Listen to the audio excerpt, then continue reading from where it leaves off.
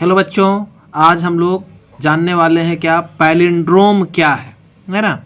तो ये न्यूक्लियोटाइड का एक क्रम होता है या यह डीएनए का यह ऐसा अनुक्रम है जो आगे या पीछे एक जैसे होते हैं। यानी दोनों तरफ से अगर हम लोग इसको पढ़ते हैं तो समान एमिनो एसिड के ये कूट करते, चाहे 5 प्राइम से 3 प्राइम के डायरेक्शन में या 3 प्राइम से 5 प्राइम के डायरेक्शन में। पैलिंड्रोम का काम क्या है हमारे शरीर में? तो ये हमारे शरीर के अंदर प्रतिरक्षा, प्रतिक्रिया, जीन विनिमय, जीन अभिव्यक्ति आदि में महत्वपूर्ण भूमिका निभाते हैं। इसके अलावा जो है ये कई मानव रोग से भी जुड़े हुए होते हैं, जैसे कि न्यूरल विकार आपका है, मानसिक मंदता, मंदबुद्धि का होना, विभिन्न तरह के कैंसर हैं है ना।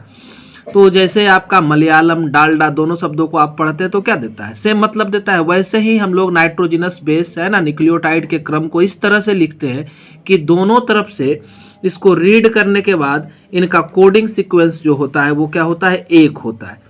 जैसे हमारा डीएनए का एक क्रम है, 5 प्राइम की ओर से पढ़ते हैं तो AAGCC GC TT है ना।